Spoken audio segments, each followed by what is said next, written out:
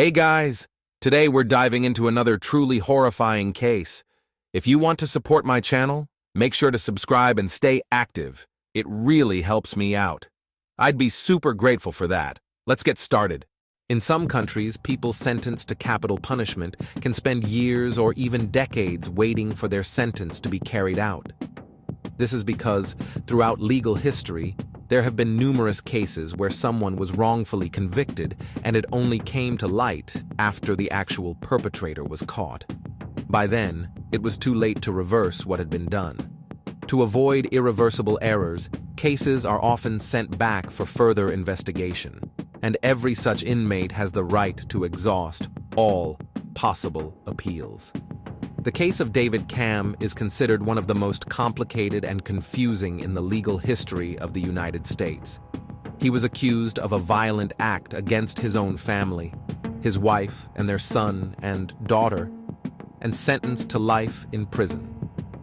At first, no one truly believed he was guilty, but the prosecutor managed to gather and present a strong body of evidence, leaving little room for doubt that he was the one behind the crime. However, 13 years later, after multiple trials, the conviction was successfully overturned. By that time, few people still believed he hadn't committed that terrible act. David Ray Camm was born on March 23, 1964, in the small town of New Albany, located in Floyd County, Indiana. He was the middle of 3 siblings in the family of Donald and Susan Camm. Not much is widely known about his early years. From a young age, he was actively involved in sports. After graduating high school, he enrolled in the police academy, and by the mid-1980s had joined the local law enforcement agency. Those who knew David described him as outgoing, friendly, and full of energy, someone who could easily become the life of the party. But what really set him apart was his reputation for having numerous relationships and flings. He enjoyed attention from women and was constantly moving from one girlfriend to another. Tall, athletic, and good-looking, David had little trouble winning someone's affection or capturing hearts. In the spring of 1988, 24-year-old Camm met an attractive young woman named Kimberly, or Kim Star Wren, who was about a year and a half younger than him. She was born and raised in the same town, studied economics at the local university, and worked part-time as a waitress to cover her tuition. There was an instant connection between them. They quickly developed strong feelings for each other, and the relationship progressed rapidly. By New Year's, David proposed, and Kim happily accepted. They held a big wedding celebration in March 1989, just days after David turned 25. In February 1993, the couple welcomed their first child, a son they named Bradley. At the time, their family life seemed happy and stable. Later, in 1993, David met a 22-year-old woman named Stephanie McCarty. She worked as a fitness trainer at a gym called Fitness Zone, which he regularly attended. At the time they met, Stephanie was in a relationship, but David used all his charm and quickly won her over. She ended things with her boyfriend not long after. David wasn't exactly discreet about the affair. He was seen with Stephanie at bars, restaurants, and even public sports events. Rumors soon reached Kimberly. Still, she didn't believe them.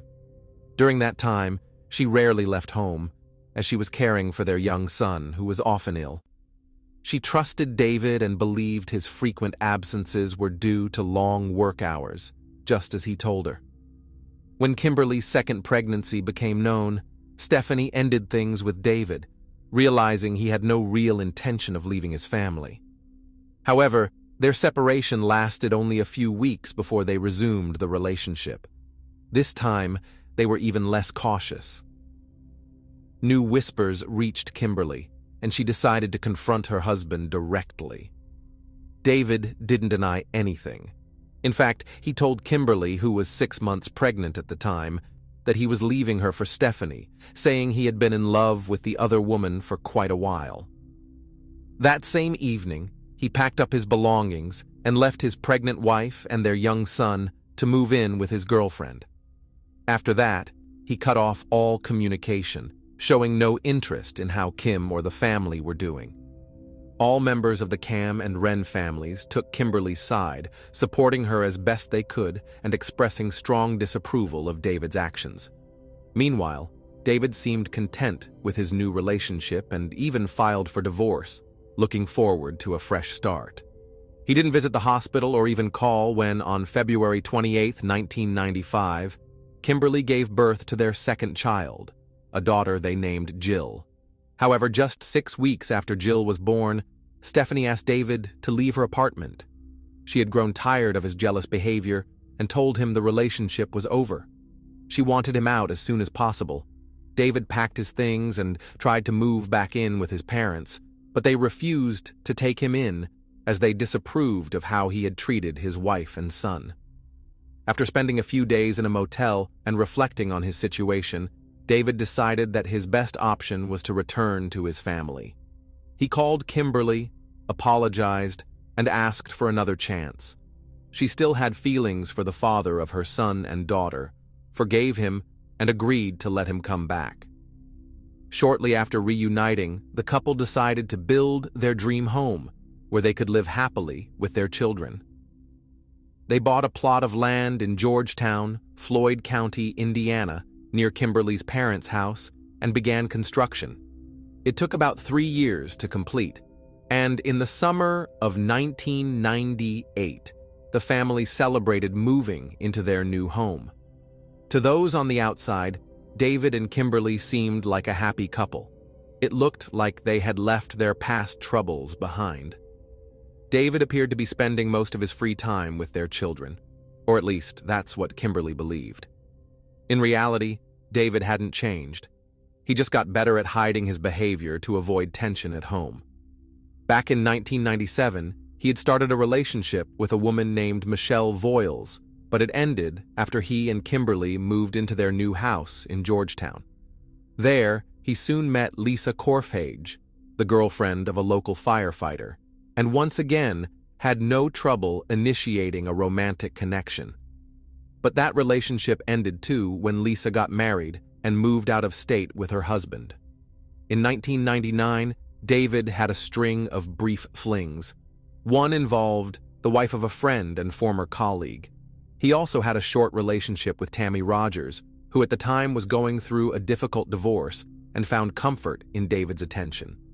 For a long time, Kimberly either didn't know about her husband's affairs or chose not to speak about them. But in the summer of 2000, she confided in her sister that David had gone back to his old ways. Though she didn't go into details, her sister understood what she meant. Meanwhile, David's career in law enforcement was falling apart. Following several complaints about excessive use of authority, he was demoted. But that wasn't the end of his troubles. In 1998, he was named in a high-profile legal case after a man accused him and 2 fellow officers of using aggressive force during an arrest. David didn't wait to be fired. He resigned and took a job at a retail store owned by a relative. In the year 2000, Kimberly was working as an accountant at a local firm, while her husband managed a retail store. Both were earning a decent income. Their son Bradley was in elementary school, and their daughter Jill was attending preschool. From the outside, they looked like a happy, well-functioning family.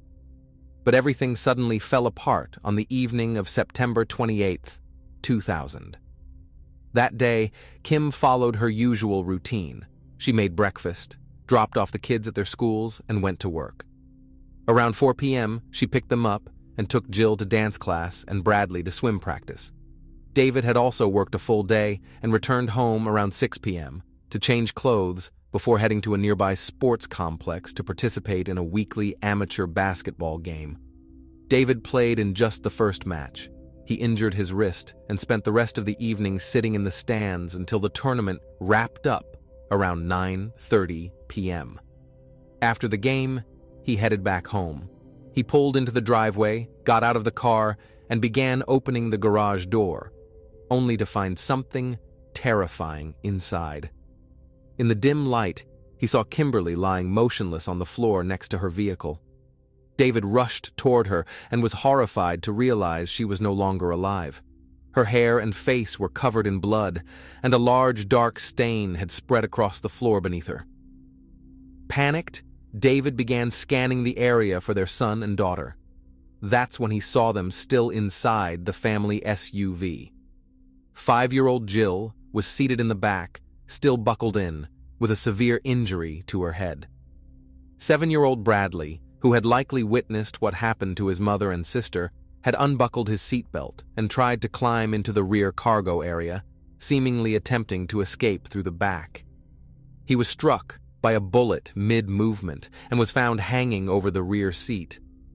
At the moment David found him, Bradley's body was still warm and his head appeared intact, which led David to believe he might still be alive.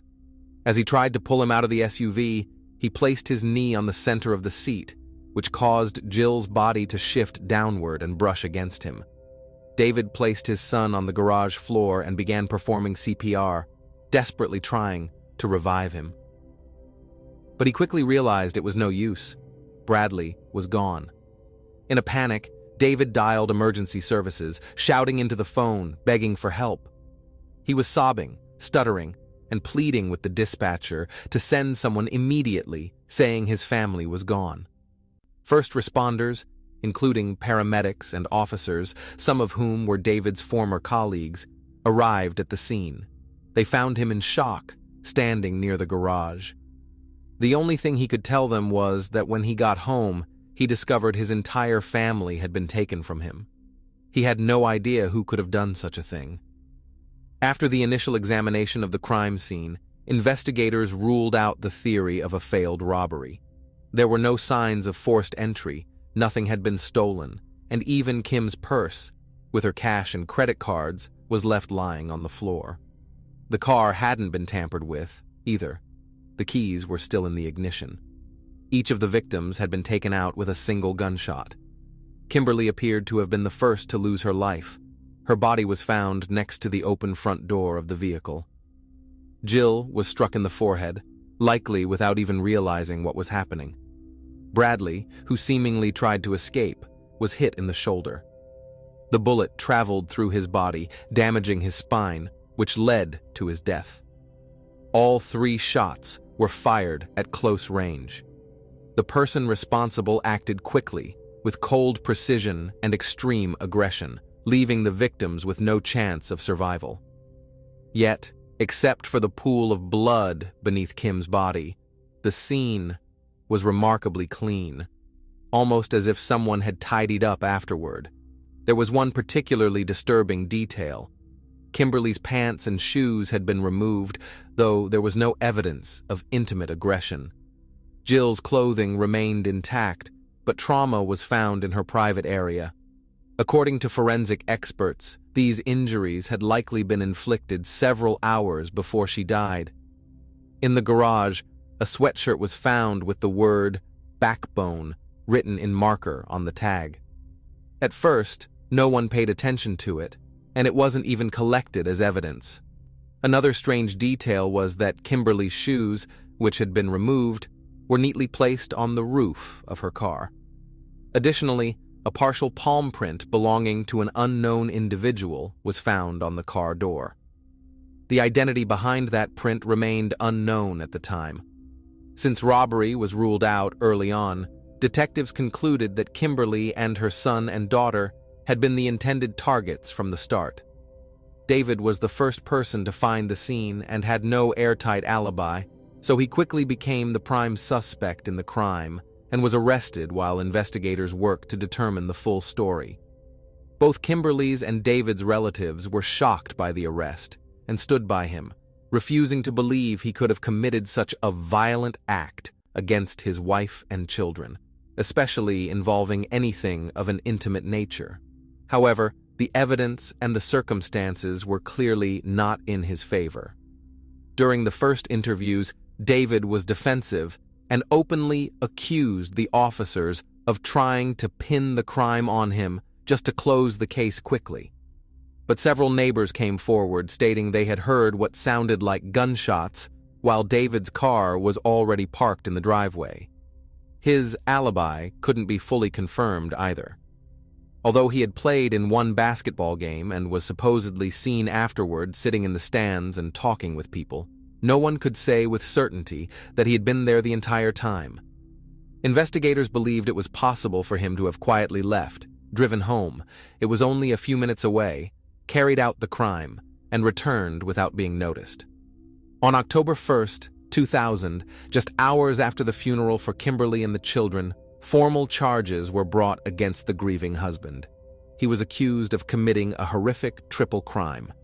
The basis for this included eyewitness testimony and tiny traces of blood found on his clothing.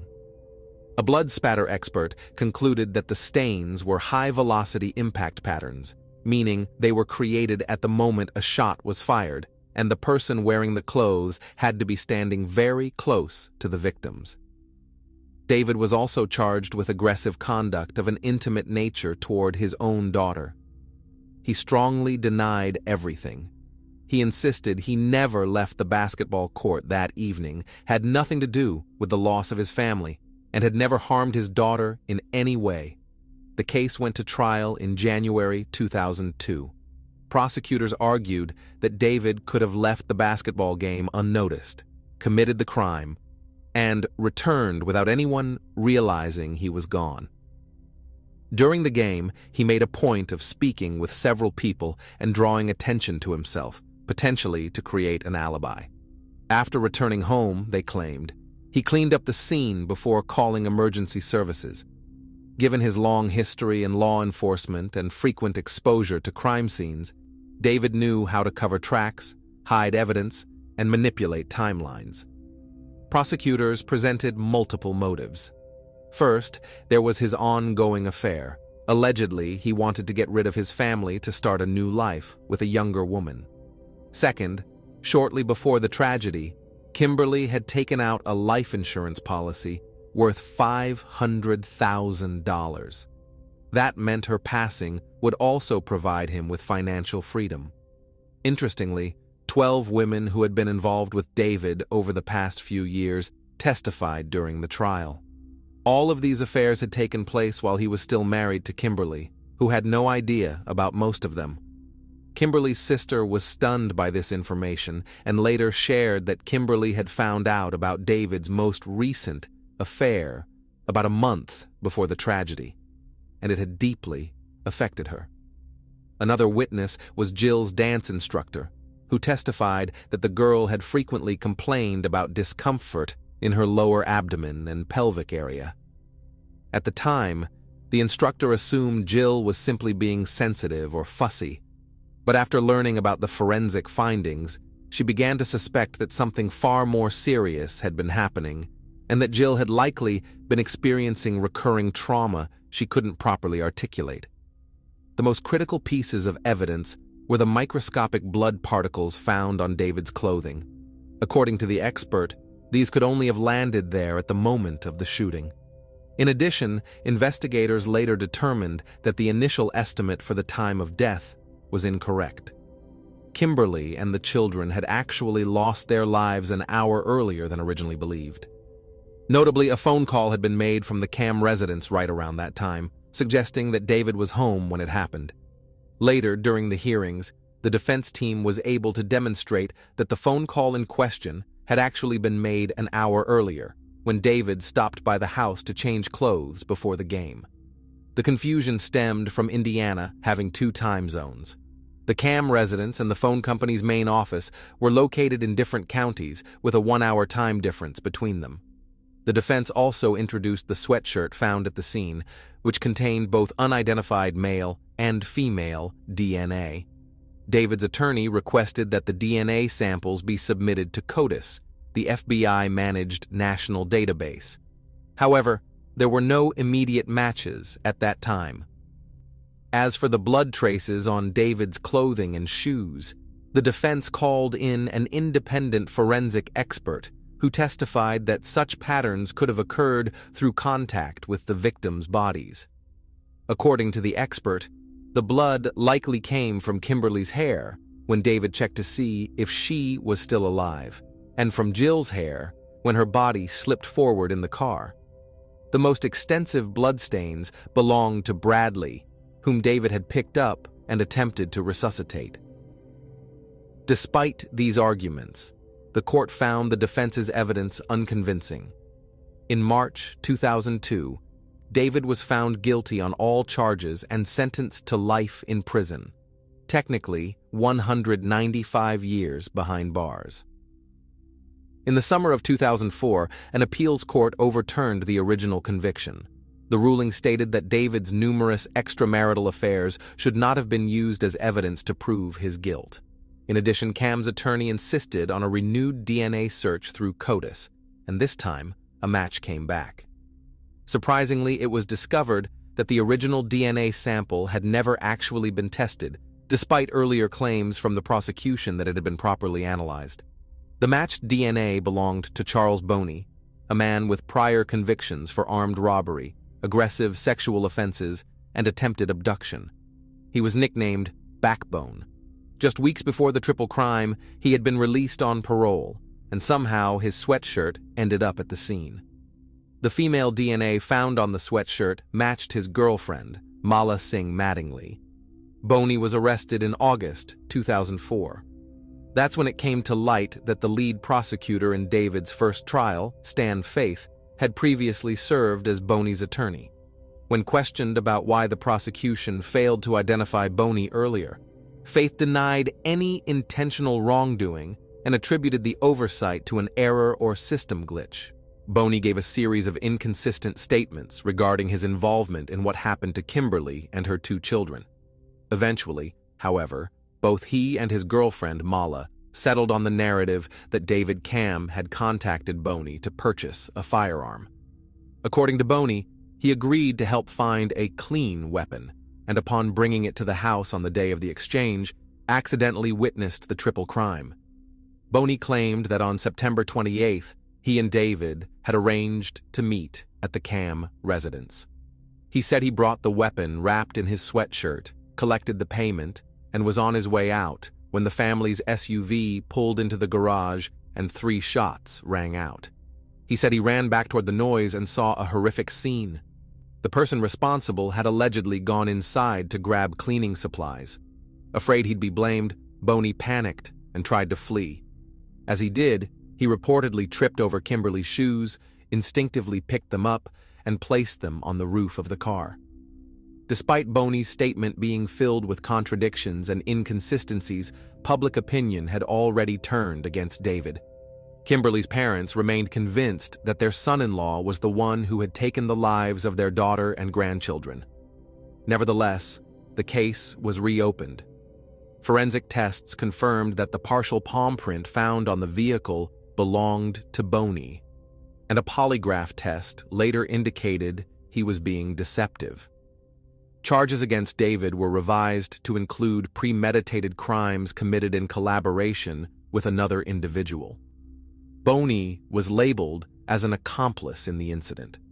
In January 2006, Charles Boney repeated his earlier claim in court that he had sold the firearm to David and just happened to witness the violence that followed.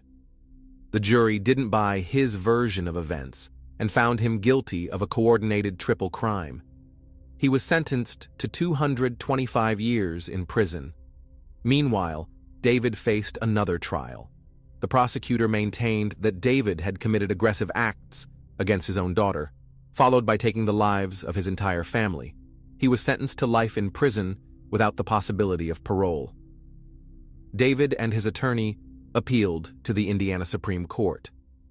In July 2009, the conviction related to inappropriate conduct involving his daughter was overturned due to insufficient evidence.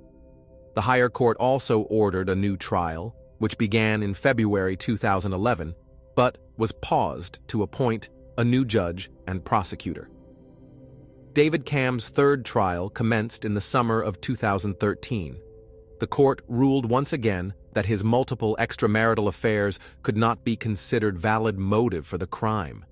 Additionally, the charges involving misconduct against his daughter were dropped entirely due to a lack of proof. The main alleged motive remained Kimberly's $500,000 life insurance policy. During the proceedings, new information came to light. The claim that someone had cleaned the garage using chemical agents was challenged and ultimately dismissed. In addition, forensic tests revealed traces of Charles Boney's DNA on Kimberly's clothing and on the undergarments of her daughter, contradicting his earlier statements that he never touched the victims and had only picked up the woman's shoes. A portion of his palm print was also discovered on the inner side of the car door. Investigators developed a theory suggesting that Boney may have first confronted Kimberly near the sports facility where she had picked up her son and daughter after their practices. Then, allegedly threatening her with a weapon, he forced her to drive home. Once inside the garage, he committed the act against the entire family and may have planned to rob the house, but was interrupted when David unexpectedly returned. Further weakening the prosecution's case, the defense discovered that the blood spatter expert who had claimed the stains on David's clothing came from high-velocity impact during a shooting wasn't properly qualified to make that conclusion. Later, independent experts testified that such minute particles could have resulted from contact with the victim's hair and clothing after the fact, when they were already unresponsive. On October 24, 2013, the jury found David Camm not guilty on all charges, and he was released in the courtroom. However, only David's immediate relatives seemed satisfied with the verdict. Kimberly's family remained convinced of his guilt, and public opinion remained sharply divided. As for Charles Boney, he continues to serve his life sentence behind bars. Thanks for watching, everyone. Your support means a lot to me, and you can help my channel grow by hitting that like button, dropping a comment, and sharing this video. Your engagement really makes a difference. See you soon.